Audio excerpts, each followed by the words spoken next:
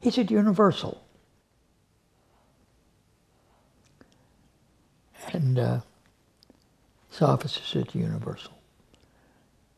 And he invited my wife Jan and I to his house one time, and I was a thrill to meet him because he's just a wonderful man.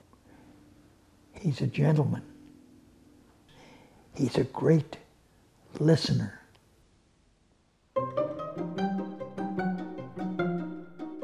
In the course of me trying to accomplish my goal, I was starting my journey from the end and not the beginning. Going out, pitching my ideas, trying to make it happen right then and there, knocking down doors. And so it was at that point where I realized I had to make changes to my strategy. And what I did is I continued my resolve to make the very best movie I could. And I focused especially on getting better at technical and organizational aspects. And at the same time, I would continue to involve celebrities and film industry professionals in the movie. But instead of pitching ideas, I would ask their advice about how I could help myself make the best movie possible. Last question. Last question right here. I am producing a documentary about Edgar Bergen and his time growing up over here. I'm producing a documentary about Edgar Bergen. He's a ventriloquist who created Charlie McCarthy, and his time growing up in Decatur, Michigan, a small town where I work. What advice do you have about fundraising? The fundraising, don't ever let that get in the way. You have it so much easier than when I started. And I'm just say that you should use the opportunity as you're fundraising to start building an audience for your film.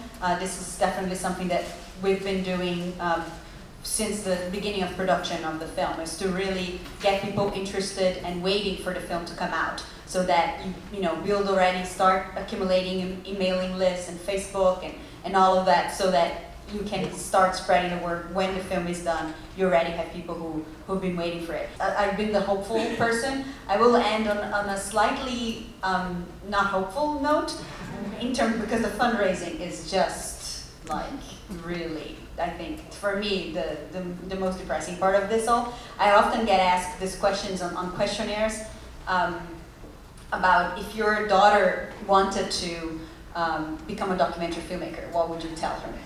Because the truth of the matter, despite being incredibly passionate about what I do and loving, and I can't imagine something more rewarding, I would be very worried if my daughter or my son decided to be a documentary filmmaker.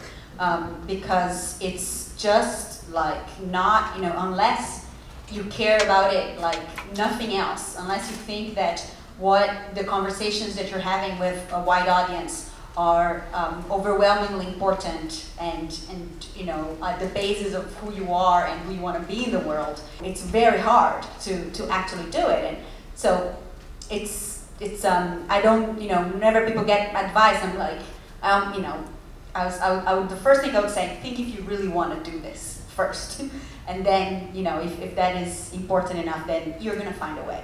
And if you can tell a story, look, dude, you already have your camera, right? I'm sure you've got a computer, you've got, you know, some sort of editing program on your Mac or on your PC, right? And so you have the tools. I mean, when I made Roger and Me, to get a 16 millimeter camera, there's no way I could even afford that. The rental of it was outrageous, and you'd rent it on Thursday night. You wouldn't have to, you said you were just using it on Friday. You could take it back Monday by noon, and so we did, most of the shooting for Roger and Me was done Thursday at 5 o'clock till Monday at noon. You don't have that problem.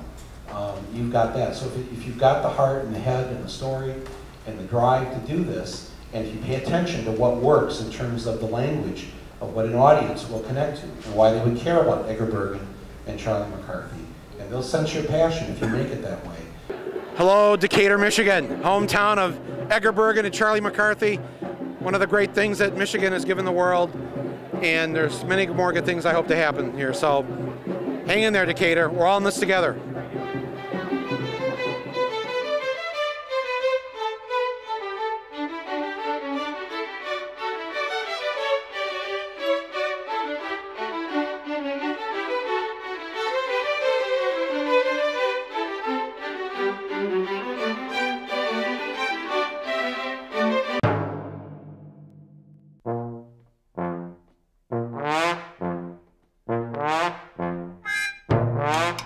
I have standards, you know. Let's see. I got you now. I know. I'll quit the show. That's what I'll do. I will quit the show unless you say that you're sorry to the citizens of Flint. What? You have to say you're sorry to the citizens of Flint. Otherwise, I quit. I quit. You want me to say I'm sorry to the people in Flint? You expect me to apologize to the people in Flint? Mike is a friend of mine, and I was just trying to be funny and pursue him in the same manner that he used to go after Roger Moore. It was meant as a joke. But that dummy can't take a joke, and now he says he's going to quit this film unless I apologize to the people in Flint. Well, I am definitely not apologizing to the people in Flint. He equates being a vegetarian with being a sensitive guy. Hypothetically speaking, if I were to apologize, it wouldn't be for Rupert Schemberger. It would be for all those people that worked hard on this film. I'm not going to let them ruin it. And then he said he is, quote, smarter than Mark Zuckerberg, according to an academic advisor who told him so before he graduated in 1999. Mark Zuckerberg wasn't even alive in 1999. He's young, Rupert. He's not that young. I work in the accounting department for an internet company. I'm not an accountant. I work in accounts receivable, so I have people call up and yell at me all day. It makes me feel horrible. I may have to humor that dummy after all.